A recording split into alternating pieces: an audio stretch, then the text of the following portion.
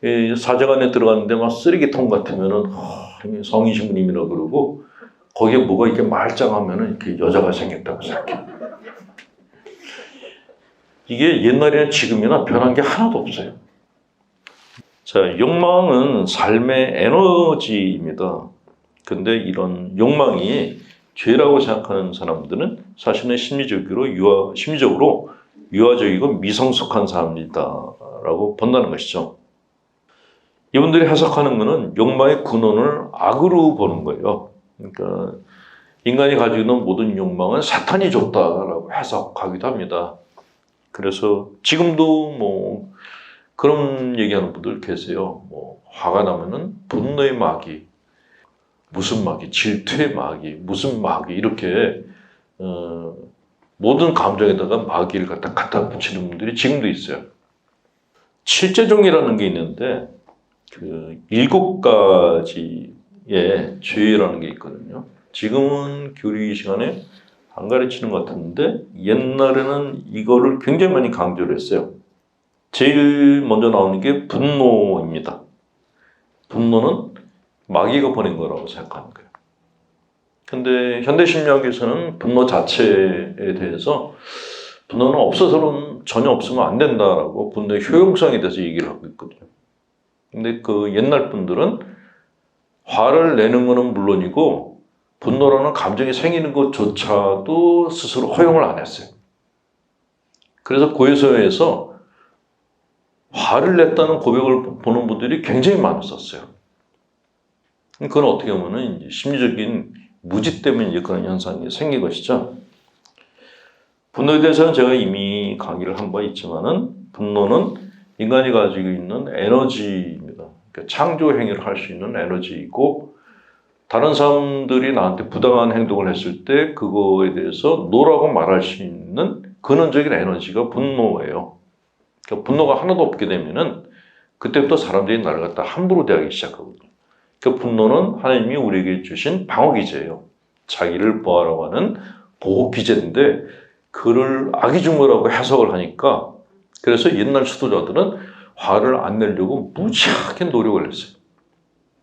그러니까 화내는 자기 자신을 다 학대를 하는 그런 기형적인 그런 수도생활을 한 분들도 많았었습니다. 질투도 이제 죄라고 얘기를 합니다. 자매님들 중에 질투가 하나도 없는 분 혹시 계세요? 다른 자매가 로또 복권에 당첨돼가지고 1억을 벌어도 박수를 쳐주지 절대로 질투를 하지 않는다. 그런 분 계시면은 제가 계시면은 정신병원에 넣어드리려고. 그건 제정신이 아닌 거죠. 질투는 경쟁심이거든요. 경쟁심이 없으면 성공할 수가 없어요. 어느 정도의 질투는 있어요. 질투에 눈이 멀 정도로 오면 곤란한데 적당량의 질투는 있어야 돼요. 그러니까 인간이 가지고 있는 모든 감정들은 적당량은 다 있어야 돼요. 분노도 적당량, 질투도 적당량은 있어야 돼요. 질투의 다른 얼굴이 이제 부러움이잖아요. 이 부러움이 없으면 안 된다는 거죠. 물론 이제 자족하며 사는 분들은 계세요. 나는 다른 사람들이 가진 거 뭐 부러워하지 않고 그냥 자족하며 살란다. 그런 분들이 계시는데 혼자서 자족하며 사는 경우는 괜찮은데 집안의 가장이 만약에 자족하며 산다 그러면 집안 자체가 하향화되겠죠. 만약에 남편이 돈을 벌 생각하지 않고 나는 주어진 거에 만족하며 산다. 그러면은 부인들이 그걸 그냥 두겠어요. 돈벌이를 안 하고 그냥 주님이 주신 대로 산다 그러면 그냥 놔두지 않겠죠.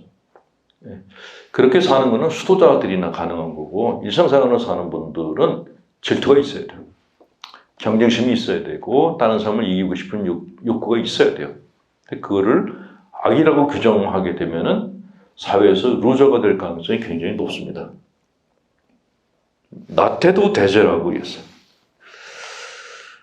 나태의 범주도 여러 가지가 있는데 나태를 지극히 협의적으로 해석하는 분들 중에는 쥐는 것도 죄라고 생각합니다. 실제로 제가 아는 수도자들 중에 이렇게 벽에 기대는 것도 안 하는 사람들을 본 적이 있어요. 게으른 거라고. 이게 자기 몸을 쉬게 해주는 거하고 게으른 거하고 나태한 거하고는 이게 다 다르거든요. 근데 옛날 분들은 그걸 싸잡아가지고 그냥 다 죄라고 생각했어요. 그 고백도 참 많이들 했어요. 게을렀다고. 또 뭐가 게을렀냐 그러면 기도를 제대로 못했고 봉사도 못했고 뭐 그런 얘기를 해요. 그럼 뭐 하시냐고 그러면 장사하신대요. 하루 종일 장사하느라고 뭔가 마음이 다 지쳤는데 어디 가서 봉사를 하겠어요? 봉사를 받으셔야지. 근데도 이렇게 성당에서 그런 가르침을 줬기 때문에 그게 강박관념같이 죄의식을 갖다가 일으켜서 그런 고백을 하게 됐다는 거죠. 자, 성욕도 대자라고 그랬습니다. 만약에 사람들이 성욕이 하나도 없다면 어떤 일이 생길까요? 결혼 안 하겠죠. 그럼 당연히 인류는 끝나요. 그러니까 성욕은 후손을 번성하기 위해서 하나님이 주신 일종의 생존 기제예요. 그러니까 구약성서에도 후손을 번성하게 하는 것을 복이라고 해석을 했는데 중세 가톨릭의 금욕주의에서는 성욕 자체도 이것도 이제 사탄이 준 거라. 물론 수도 생활을 하는 사람들은 이제 그런 개념으로 이해를 할 수도 있겠죠. 그런데 이게 일반 신자분들한테도 똑같이 이런 가르침을 준 거예요. 그 근거가 뭐냐 그랬더니 신약 성경에 보면 예수님이 다른 절 보고 이상한 생각만 품어도 가늠한 것이다라는 그 대목을 딱 들이대는 거예요. 근데 예수님이 그런 얘기를 한 것은 사실 그 당시 그 중동 지역의 분위기가 남자들이 여자를 갖다가 막 그냥 함부로 버릴 수 있는 분위기였거든요. 소박 문서라는 게 있어요. 지금은 이혼하려고 그러면 굉장히 복잡하잖아요. 법원에 가서 이렇게 이혼 청구 소송을 해야 되고 절차도 복잡하고 돈도 많이 들어가요. 그러니까 이혼하느니 차라리 그냥 데리고 살자. 그렇게 사는 분들도 의외로 많으신데 중동에서는 남자들한테 우선권이 있었죠. 여자를 버릴 수 있는 우선권. 그래서 소박장을 쓸 수가 있어요. 소박문서. 근데 그 소박문서 중에 기록이 나온 게 있는데 내용이 너무 웃기는 거예요. 밥을 못했대. 그게 소박을 마치는 이유예요. 그러니까 법정에 가는 것도 아니고 소박을 마치는 내용을 써서 여자를 주면 끝이에요. 그러니까 여자들은 그렇게 버림받고 나오면 또 다른 남자가 그냥 데리고 또 살고 또 소박 마치고 이 짓거리들을 하니까 그래서 예수님께서 그걸 못하게 하려고 그래서 여성들을 보호하려고 굉장히 많이 애를 쓰셨던 거죠. 성욕은 프로이트가 처음에는 이제 성욕을 이제 섹슈얼한 걸로만 보다가 나중에 시간이 지나면서 그게 창조욕구하고 동일하다라고 했어요. 리비도라고 다른 용어로 표현하기 시작했습니다. 성적인 욕구가 강할 때 창조욕구도 같이 강하다라는 거죠. 이게 인간이 갖고 있는 일종의 모순일 수도 있는데 창조를 할 때 정말 순수하고 편안한 마음으로 창조를 하는 경우가 드물다라는 거예요. 내적으로 굉장히 심한 혼란과 갈등을 겪을 때 그때 괜찮은 창조물들을 만들어낸다는 것이 인간이 갖고 있는 역설이에요. 어쨌건 이런 성욕을 대제라고 그러니까 정말 웃지 못할 일들이 굉장히 많이 생겼었어요. 심지어 청소년 애들이 이제 고요소에 들어와서 얘기하는 거예요. 여학생을 보고서 딴 생각이 들었다. 근데 그런 고요성사 보려면 매일 들어와야 되거든요. 그 얼마나 힘들겠어요. 그런 이렇게 강박증적인 그런 죄의식을 심어준 것이 옛날 교리를 배운 분들이었던 거죠. 그런 옛날 교리를 배운 분들이 바로 이런 중세 금욕주의 사상을 근간으로 한 교리를 배운 분들이라는 거예요. 또 방종이라는 것도 대죄라고 이야기를 했습니다. 근데 방종하고 자유라는 거는 사실 종의 양면 같은 거거든요. 내 마음대로 하고 싶은 욕구가 그게 자유일까요? 방종일까요? 헷갈리는 거. 근데 엄격한 틀 안에서 사는 사람들은 누군가가 자기 마음대로 하고 싶은 거를 방종하다고 보는 거죠. 그 방종하다고 하는 그 행위를 하는 사람은 나는 자유를 추구한다고 얘기하는 거예요.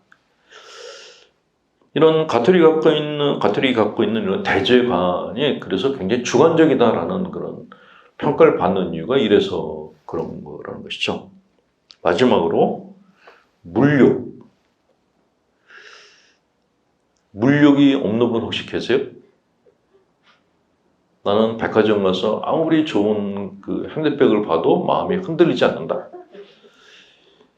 이웃집 여자가 남편한테서 받은 이렇게 다이아 반지를 보여줘도 나는 전혀 흔들리지 않는다.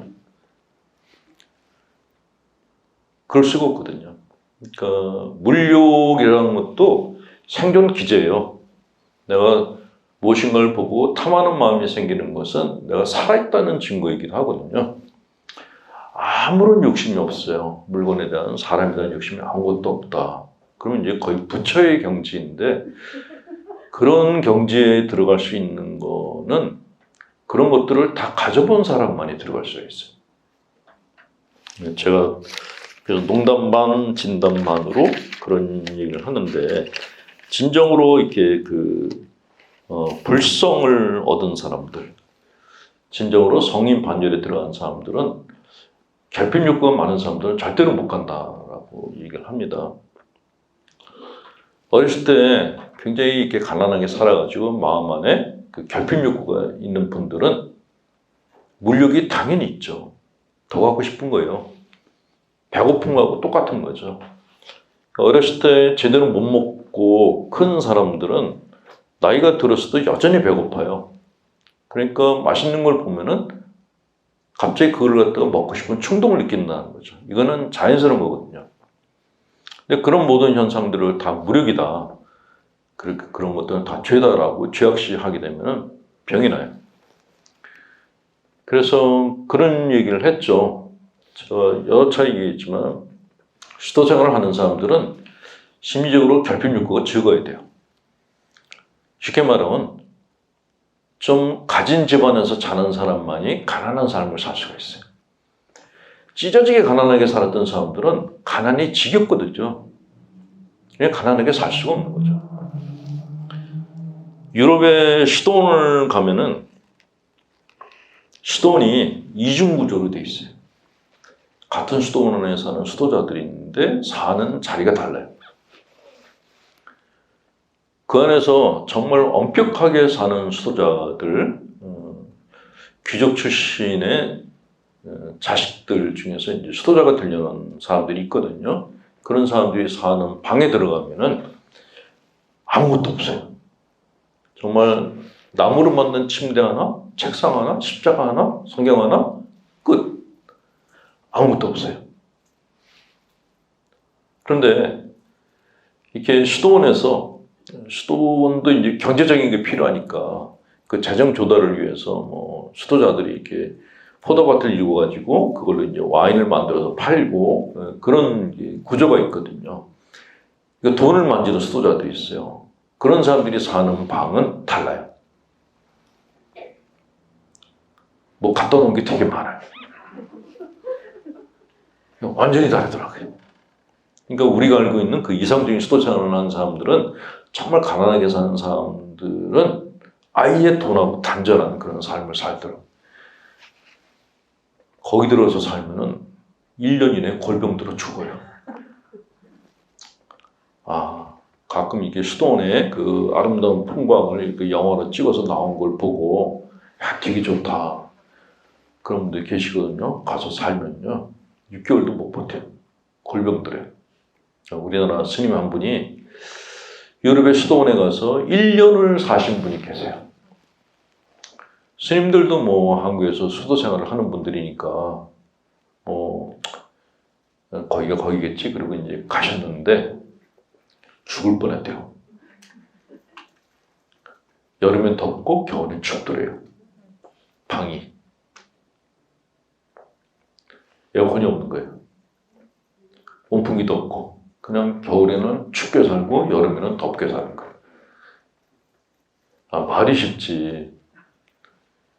그리고 보통 수원에 들어가면은 아침 기상 시간이 새벽 2시나 3시예요.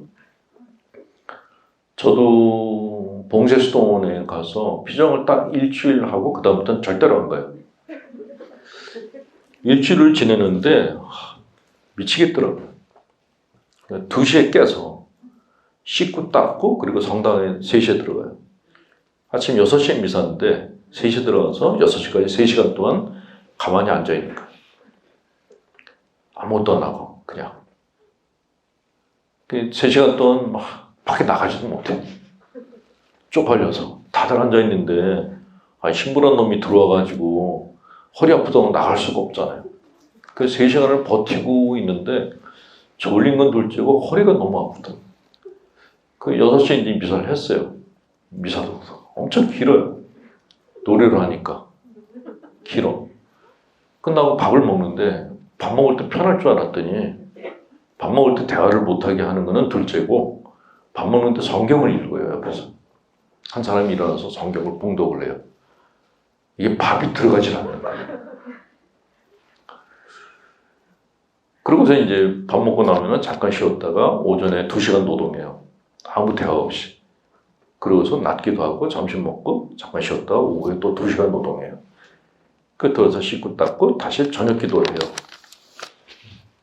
저녁 기도하고 7시에 취침이에요. 그리고 다시 새벽 2시에 일어나요. 시차가 바뀌어요. 그렇게 일주일을 보냈더니 돌겠다라는 생각이 들었어요. 실제로 이렇게 시도 생활이 아름답다고 생각해서 들어왔다가 6개월을 못 버티고 뛰쳐나가는 사람들이 많다 그러더라고요. 그러니까 절대로 수도원의 아름다운 풍경을 보고 거기 들어갈 생각을 하시면 안 돼요.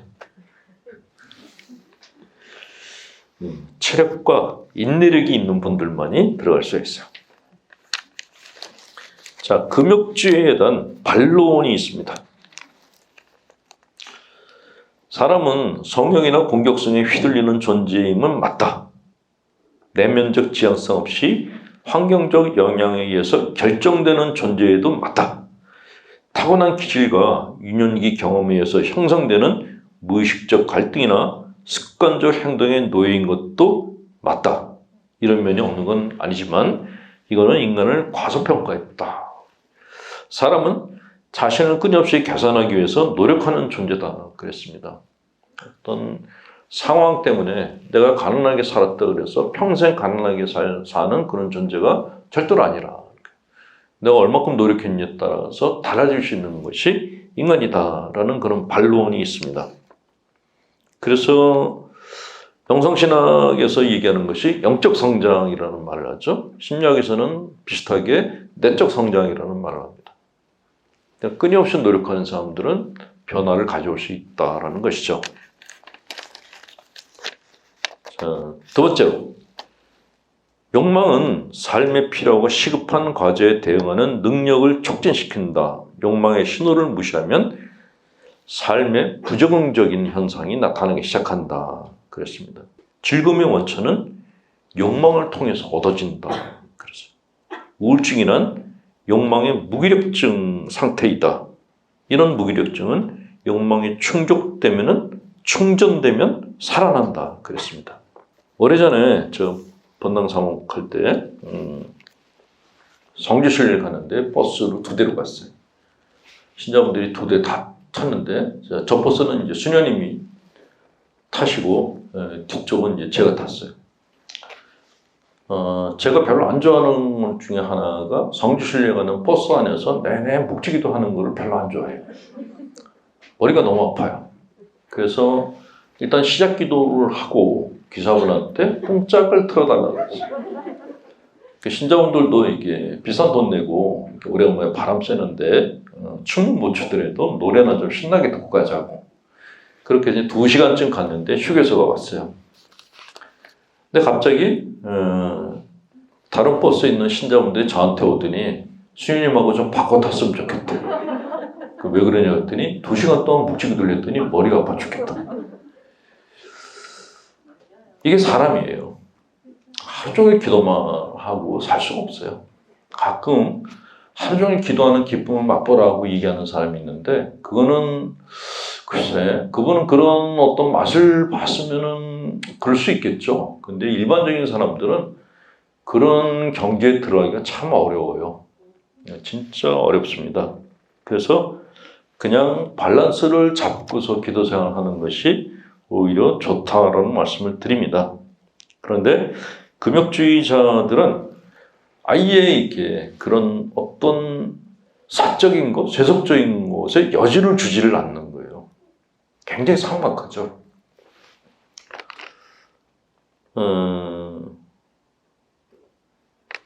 유럽 쪽에 성지를 갔는데 그 한인 성당이 있었어요. 근데 한인 성당 본당 신부가 하소연을 하는 거예요. 자기네 성당 옆에 굉장히 엄격하게 사는 수도원이 하나 있는데 진짜 저 사람들 때문에 미치겠대요. 애들이 와가지고 주일날 미사 보면서 떠들면 그렇게 수도자들이 난리를 친대요. 애들이 떠든다고. 예수님은 아이들이 가까이 오라 그랬거든요. 근데 왜 수도자들이 애들을 싫어할까요? 사는 게 빡빡하면 그런 거예요. 수도 생활이 즐거워야 돼요. 수도자건 사제이건 간에 보통 성소라고 얘기를 하잖아요. 성소라는 건 뭐냐면은 내가 신부 생활을 즐거워하는 마음, 그게 성소라고 생각해요. 하나님이 날 불렀는지 안 불렀는지는 어떻게 알겠어요? 하나님이 나타나가지고 내가 널 갖다가 불렀노라 이렇게 얘기하시는 것도 아니고, 근데 느끼는 거는 그런 거예요. 아, 이게 나한테 맞는 천직이구나 하는 느낌 같은 게 있어요. 근데 그거를 거슬러서 그냥 다른 사람들이 이게 좋다 그러니까 가보자 그렇게 들어오면은 그때부터 짜증을 내기 시작하는 거예요. 그러니까 내가 하고 있는 일이 내 마음에 쏙 들면은 힘들어도 불평을 안 해요.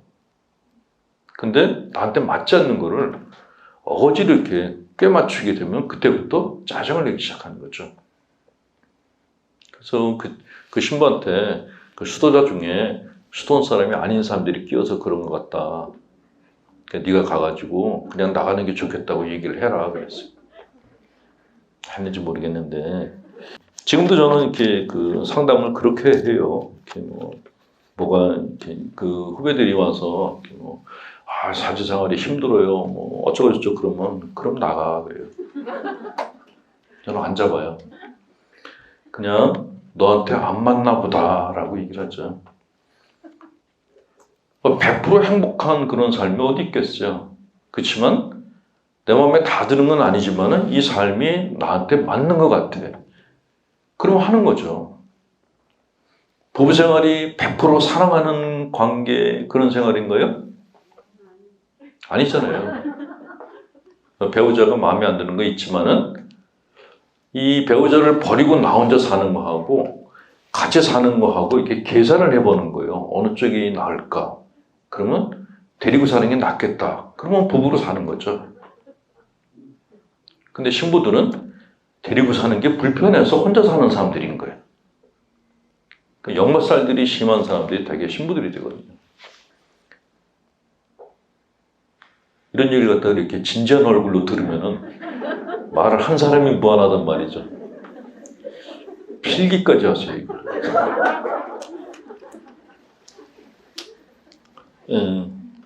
신부들은 자유로운 영혼들이 많아요. 묶이는 걸 되게 싫어하고, 가끔 이제 환속하는 친구들이 있는데, 그런 친구들 보면은 가정적인 사람들이에요. 결혼했어야 되는데, 잘못 두는 사람들이 되게 나중에 환속을 하더라고요. 근데 성격이 이렇게 정말, 개성스럽고, 자유롭고, 자유분방한 그런 사람들이 되게 사제생활을 오래오래 하더라고요. 절대로 결혼하면은 가정을 제대로 이끌어가지 못할 사람들이 주로 오래오래 신부생활을 해요. 제가 본 바로는 어떤 분들은 하나님의 사랑을 받아가지고 오래오래 사제생활을 한다고 그러는데 신부생활을 해보니까 그건 아닌데 하는 소리 들어요. 결혼했으면은 이혼 당했을 가능성이 높은 사람들이 되게 신부생활을 하더라고요. 가정적이 아니에요. 자, 욕망이라는 건 사람을 살리는 에너지를 갖고 있습니다. 호화일정주의라는 게 있어요. 한 달 내내 구질구질하게 살잖아요. 한 달 내내 가계부 보면서 돈 아끼고 뭐 앞날 생각하고 갯돈 빼고 못 빼고 이렇게 아둥바둥 살잖아요. 근데 그 한 달이 그 다음 한 달도 계속 이어지고 그 두 달이 1년으로 이어지면은 나중에 어떻게 될까요? 나중에 그런 자기 자신이 지겹다고 느껴지기 시작해요. 그럴 때 그런 내가 갖고 있는 어떤 나 자신에 대한 지겨움과 삶에 대한 지겨움을 벗겨낼 수 있는 방법이 뭐냐? 한 달에 한 번은 사치를 부리는 거예요. 그러니까 내 욕망을 충족시켜주는 날을 갖는 게 중요해요. 성서에서는 안식일이라고 했는데 저는 그 안식일의 개념이 욕망을 충족시켜주는 날이 아닌가 하는 생각이 들었어요. 그러니까 하루 종일 안식이라는 게 뭐냐면은 하루 종일 그냥 일하는 사람들의 소망은 뭐예요? 그냥 하루 종일 뒹굴었으면 좋겠다는 거잖아요. 그게 진정한 안식이 아닌가 하는 생각이 들고요. 내가 먹고 싶은 거 먹고 하고 싶은 거 다 하는 날 하루, 그게 안식일이 아닌가 하는 생각이 들죠.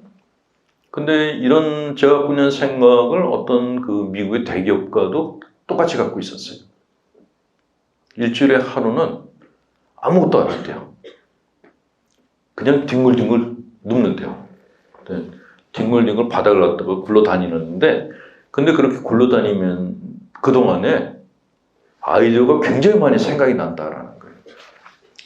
인간이 가지고 있는 역설이죠. 애들이 책상 그 걸상에 앉아가지고 책을 보고 있으면은, 책상 앞에 공부하고 있으면은 공부 잘할 것 같죠? 절대로 안 그래요. 저도 이제 책을 쓰니까 경험하는 건데, 무슨 내용을 갖다가 써서 이 책의 줄거리를 맞춰가나 하는 그 아이디어는 책상 앞에 있을 때는 안 떠올라요. 걸어 다니거나 운전하거나 놀 때 떠올라. 하트를 막 치는데 갑자기 줄거리가 딱 떠오르는 거예요. 고를 불러야 되는데, 그래서 항상 수첩을 갖고 다녀요. 그러니까 수첩 갖고 다니다가 아이디어가 딱 떠오르고 바로 써야 돼요. 아, 다 끝난 다음에 써야지. 다 끝난 다음에 생각이 안 나, 그게. 뭐였지? 하고. 인간은 너무 텐션이 강할 때는 어떤 작업적인 효율이 떨어져요. 그래서 가끔은 풀어줘야 돼요. 항상 풀어주면 나태해지거든요. 근데 텐션을 갖고 살다가 하루 정도 텐션을 갖다 풀어주게 되면 그때 굉장히 생산적인 아이디어가 많이 생겨요. 이거는 창작 활동하는 사람들은 거의 공통적으로 느끼는 것이거든. 그러니까 애들 보고 공부하라고, 일주일 내내 공부하라고 몰아붙이는 게 사실은 현명한 게 절대로 아니라는 거죠. 애들이 책상 앞에 가지고 책 보는 줄 아세요? 안 봐요. 딴 거 해요. 뭐 하는지까지 얘기를 하면 엄마들이 뒤집어질까봐 그런 말을 못 하겠는데, 하여간 딴짓들을 해요. 네. 자, 그런데 왜 수도원에서 게으름을 죄악이라고 규정을 했는가? 사실 일반 사람들하고는 이제 별로 상관없는 얘기인데, 베네딕토 성인이 수도자들의 그 수도원의 모토를 오라 et 라보라라고 했어요.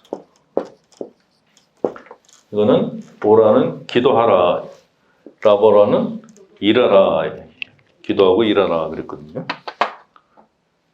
그러니까 쉬는 시간을 안 줬던 거예요. 쉬는 시간을 안 줬던 이유는 그 당시 베네딕토 성인이 생각할 때는 쉬는 시간을 주면은 딴 생각을 할 거다라고 생각했던 거죠.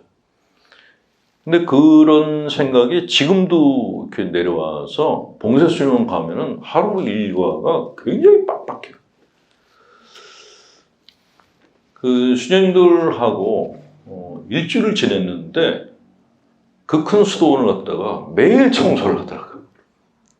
이놈도 얼마 안 되는데 청소하고 밥하고 뭐 기도하고 빨래하고 이걸로 하루가 푹 가버리는 거예요.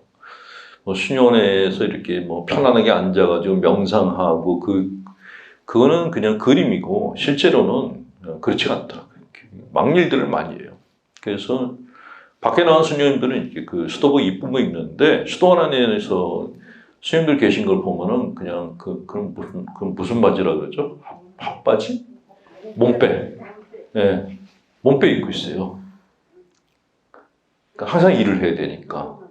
그러니까 밖에 나갈 때만 이제 수도복 입는 거죠.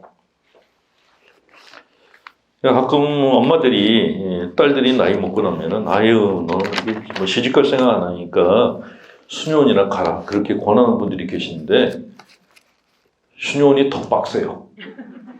차라리 결혼하는 게 나아요. 수녀원 보내가지고 골병 들게 하지 마시고 결혼을 시키시는 게 나아요.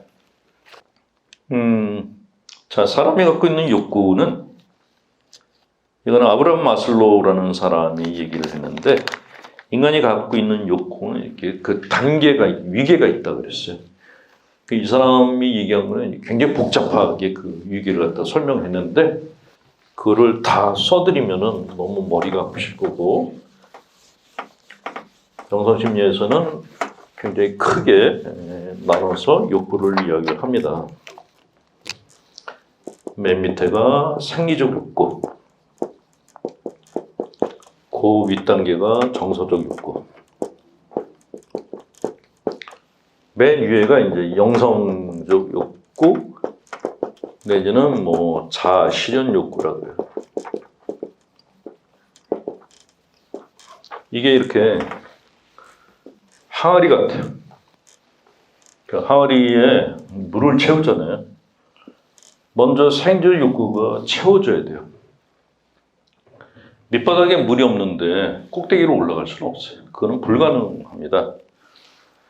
생존 욕구가 채워지면은 당연히 사람들은 그 윗단계의 욕구를 갖고 싶어 해요. 그게 정서적 욕구예요. 이게 다 채워지면 마지막으로 영성적 욕구를 갖고 싶어 합니다. 좀 더 구체적으로 말씀드리면은 내가 돈을 많이 벌어가지고 좋은 집을 샀어요. 좋은 차도 갖고 모든 생활용품을 다 고급으로 바꿨어요. 근데 그걸 다 갖고 나면은 그 다음에 갖고 싶은 욕구가 뭐냐면은 다른 사람들한테 인정받고 싶은 욕구예요. 내가 아무리 좋은 집에 살고 좋은 차를 갖고 있어도 어디 가왔는데 사람들이 나를 그냥 못 본 척해. 그러면은 인정받고 싶은 거예요. 그래서 돈 가진 사람들이 정치에 나오는 거예요. 국회의원 선거에 떨어진데도 계속 나오는 사람이 있었어요. 왜 이렇게 나오시냐 그랬더니 명함을 보여줘요. 몇 대 국회의원 선거에 나왔던 사람. 낙선한 게 그게 경력이 들어가더라고요. 뭐 심지어 어떤 사람들은 무슨 뭐 대한낚시협회 무슨 회장 무슨 동네 무슨 뭐 협회 회장 이렇게 막 앞뒤로 빡빡하게 채우고 다니는 분도 있거든요. 거기서 월급 한 푼도 못 받아요. 자기 돈 내야 되는데 그런 것들을 가진 그 욕구, 인정 욕구죠. 그를 교회에서는 명예욕이라고 그렇게 안 좋게 얘기를 하는데 사실은 이 인정 욕구가 굉장히 중요합니다. 만약에 제가 강의를 하는데 딱 왔더니 들어온 분이 한 분도 없어. 나 혼자서 강의해야 돼. 그 강의할 맛이 없겠죠. 근데 강의실이 꽉 찼어. 그때부터 강의할 맛이 나요. 이게 가수들하고 강사들이나 정치가들이나 다 똑같아요. 사회에서 나를 인정해주는 사람이 많을수록 행복감을 느끼는 거죠. 그래서 생존 욕구가 채워지면 그 다음에는 정서적 욕구를 갖고 싶어 해요. 근데 정서적 욕구에서 그냥 끝나는 게 아니고 결핍 욕구가 많은 사람들은 너무나 이렇게 그 남들한테 인정 못 받고 배고프고 궁핍했던 기억이 많은 사람들은 올라가기가 힘들어요. 그러니까 너무 가난했던 사람들은 생존 욕구에서 수독되는 경우가 많아요. 근데 그런 대로 내가 그냥 뭐 괜찮은 집에서 굶지는 않고 살았고 그런 사람들은 성공하고 나면은 여기로 올라가고 싶어요. 그 영혼이 비교적 가벼운 거예요. 심리학에서는 결핍욕구라고 하고, 결핍욕구라고 하는데, 우리나라 말로 하면 이게 한이에요, 한. 마음 안에 한이 이게 굉장히 무거워요. 그러니까 한이 많은 사람들은 상승을 하지를 못해요. 항상 한 때문에 밑에 머물러 있어요. 그래서 원혼들이 하늘나라에 못 가는 이유가 무거워서 못 가는 거예요. 그 한이 너무 많아서, 한의 덩어리가 많아서 못 올라가요. 그래서 한 풀이를, 무당들이 한 풀이를 해주는 이유가 그래서 그런 거예요. 한의 덩어리를 띄워줘야지 그 혼이 하늘로 올라간다고 믿는 거죠. 근데 그게 그냥 무속적인 이야기가 아니라 심리학적으로도 근거가 있어요. 한이 너무 많으면은, 만약에 내가 돈에 대한 한이 많다 그러면은 돈을 남들한테 베풀어서 인정받는 걸 못해요. 끝까지 끌어안아요. 끝까지, 죽을 때까지. 한 푼도 안 쓰는데도 다 끌어안고 그리고 죽어요. 우리는 그 사람을 보고 자린고비니 구두쇠니 뭐 욕을 하는데, 사실은 그분이 갖고 있는 문제는 뭐냐? 가난에 대한 한이 너무 많은 사람들이에요. 제가 아는 영감입니다. 한 분 그런 분 계셨거든요. 정말 부자였는데 한 푼도 안 내놓고 나중에 결국 암에 걸려가지고 돌아가셨어요. 욕을 무시하게 많이 먹었어요. 근데도 그분은 그런 거 끄덕도 안 하더라고요. 왜 그러실까 그랬더니 너무 가난한 집에서 남의 집 머슴살이를 했던 분이었어요. 어렸을 때 너무 가난했던 사람들은 나이가 먹어도 그 기억이 없어지질 않는 거예요. 그래서 생리적 욕구에서 스톱하는 분들이 있고, 이 한이 좀 덜한 분들은 정서적 욕구, 남들 앞에 나서고 싶은 욕구를 갖기 시작합니다. 그런데 이 정서적 욕구도 꽉 채워졌다. 나는 가질 거 다 가졌어. 인정도 다 받았어. 배불러. 실증이 나요. 사람이 가지고 있는 심리적 구조 중에 신기한 게 하나가 실증이에요. 실증. 마음을 비운다고 보통 얘기를 하죠. 비운다는 게 실증 났다는 거예요. 이 실증은 나쁜 게 아니라 좋은 거예요. 실증이 나야지 다른 거를 갖고 싶어요. 남들이 인정해주는 것도 시큰둥하고 가진 것도 시큰둥해. 그때 이것들을 다 내려놓고 위로 올라가고 싶어하는 사람들이 있어요. 이 사람들 우리는 현자, 성인 이렇게 부르는 거죠. 그래서 성인들 중에서 정말 이 경지에 들어간 사람은 두 사람밖에 없다. 불교의 부처님, 가톨릭의 프란치스코 성인. 왜? 두 사람 다 부잣집 아들들이었어요. 두 사람 다 생리적 욕구가 부족함이 없었어요. 부처님은 왕의 아들이었죠. 프란치스코 성인은 부잣집의 아들이었어요. 프란치스코 성인은 여자친구가 드글드글했어요. 부처님은 결혼해가지고 애까지 낳았어요. 프란치스코 성인은 그 이태리 아시시에서 알아주는 부잣집 아들이었어요. 가는 데마다 도련님이라고 환영받았던 분이에요. 부처님은 왕의 아들이었죠. 당연히 가는 데마다 환영받았죠. 두 양반이 다 풍족하게 이걸 누렸어요. 근데 계속해서 이렇게 욕구를 채우다 보니까 이게 의미가 없다라는 생각이 들어서 그래서 나간 거예요. 그래서 그거를 출가라고 해요. 출가. 출가라는 가의 의미가 가정을 버린다는 게 아니라 사실은 이런 정서적 욕구, 생리적 욕구를 포기한다라는 그런 의미를 갖고 있죠. 그러면은 이런 모든 걸 버린 여기를 가면은 그러면 없으니까 불행할 거 아니냐라고 얘기하는데 그게 아니라는 거예요. 이 상태에 머무는 것을 여기 이 상태 안에서 행복감을 느꼈기 때문에 다른 걸 다 버릴 수가 있었다라는 거죠. 이거를 영성심리에서는 영적 체험이라고 보통 얘기를 하는데, 인간이 가지고 있는 체험의 그 퀄리티가 레벨이 있어요. 젊은 총각이 이쁜 처녀를 만나가지고 만났을 때 체험하는 거 있잖아요. 홀딱 반하는 거. 그런 체험은 이제 어떻게 보면 인간이 갖고 있는 그런 체험이거든요. 근데 사람에 대해서 느끼는 그런 체험 말고 신과의 만남을 통해서 얻는 체험이 있어요. 그러니까 초자연적인 세계와의 만남. 그걸 영적 체험이라고 얘기를 하는데, 갑작스럽게 신과의 조우를 하는 것을 절정 체험이라고 합니다. 이렇게 그 무당들이 이렇게 신들리듯이 카톨릭 그 수도자들 같은 경우에도 하나님과의 조우를 할 때가 있어요. 절정 체험이라는 게 있고 고원 체험이라는 게 있습니다. 고원은 산이 이렇게 편편하게, 산꼭대기가 편편하게 되어 있어서 산책하기 좋은 것을 고원이라고 보통 얘기를 하죠. 이런 절정 체험과 고원 체험을 한 사람들은 이런 것들에 매달려 있는 것을 피곤해해요. 이걸 버린 게 아니라 피곤해해요. 그래서 내려놓는 거예요. 근데 한이 많은 사람들이 이거를 비웠다라고 선언하는 사람들이 있어요. 비운 게 아닌 거죠. 그래서 가짜들이 많아요. 진짜로 비운 사람들은 여기에 관심이 아예 없어요.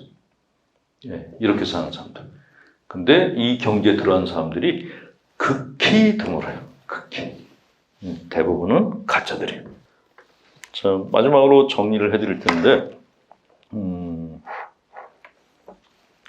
아이들이나 어른들이나 건강해지는 방법은 내가 가지고 있는 욕구를 가능하면 다 채워주는 게 제일 좋아요. 특히 아이들은 하고 싶은 걸 다 하게 해주는 게 좋아요. 복음서에 보면은 그 둘째 아들 이야기가 나옵니다. 이 둘째 아들을 놓고서 옛날 분들은 타락한 아들, 뭐 방탕한 아들, 심지어는 돌아온 탕자 이렇게 표현을 하기도 했습니다. 저도 이제 그렇게 생각했었는데 심리학을 공부하다 보니까 아 그게 아니네. 그게 아니야 하는 생각이 들었던 것이 큰아들은 집을 지켰잖아요. 돈 때문에, 상속 때문에 집을 지켰어요. 그러니까 바깥에서 경험을 별로 못한 거예요. 그 속이 좁아요. 모험적으로 살았는데 그릇은 작아요. 둘째 아들은 아버지 돈을 갖고 나가서 정말 흥청망청 써버려요. 근데 그 둘째 아들의 생애를, 짧지만은 그 생애를 한번 이렇게 보세요. 처음에 나가서 돈을 가지고 자기 욕구를 다 채웠어요. 먹고 싶은 거 다 먹고 이쁜 여자들 다 만났어요. 근데 그게 다 돈 떨어진다면 어떻게 됐죠? 돼지들이 먹는 사료를 주워 먹었어요. 그러니까 꼭대기로 올라갔다가 천당에서 지옥으로 떨어진 거예요. 밑바닥 체험을 하고 난 다음에 아버지에게 돌아온 거예요. 근데 이런 과정이 사실은 우리에게도 필요하다라는 거죠. 절정 체험뿐만 아니라 밑바닥 체험도 필요해요. 그래서 둘째 아들이 스케일이 커요. 밑바닥이 뭔지 경험했기 때문에. 근데 그 밑바닥에 세속이라 그래서 거기하고 거리를 두고 성스러운 그 영역 안에서 살게 되면은 속이 좁아져요. 건강하게 사시려면은 천당과 지옥을 다 맛보시는 게 좋아요. 어떤 게 천당이고 어떤 게 지옥이냐? 그거는 사람마다 다 달라져. 어쨌건 내가 어떤 상황을 갖다가 회피하거나 상황을 갖다가 거리두기 하거나 하는 것이 그렇게 좋지 않다는 거죠. 말 그대로 산전수전 다 겪는 것이 내 자아를 강하게 만드는 데는 가장 필수적이에요. 더 쉽게 말하면 강에서 유람선을 모는 선장하고 바다에서 큰 파도를 이기는 선장하고 어느 쪽이 더 유능한 선장일까요? 당연히. 그러니까 세파를 많이 이기는 선장이 정말 유능한 선장이다라는 것이죠. 그것이 영성신앙에서도 영성심리에서도 똑같이 얘기를 합니다. 그런데 우리가 전통적으로 알고 있는 그런 신앙관은 너무 가지 말아야 될 때가 너무 많고 하지 말아야 될 게 너무 많은 그런 신앙관을 갖고 살았어요. 그 신앙관이 바로 큰아들의 신앙관이었던 거예요. 그래서 지금은 둘째 아들이 갖고 있는 그런 삶에 대해서 긍정적인 면을 갖다 이야기를 하기 시작했던 겁니다. 예, 긴 시간 동안 재미없는 강의를 그래도 들어주셔서 감사드립니다.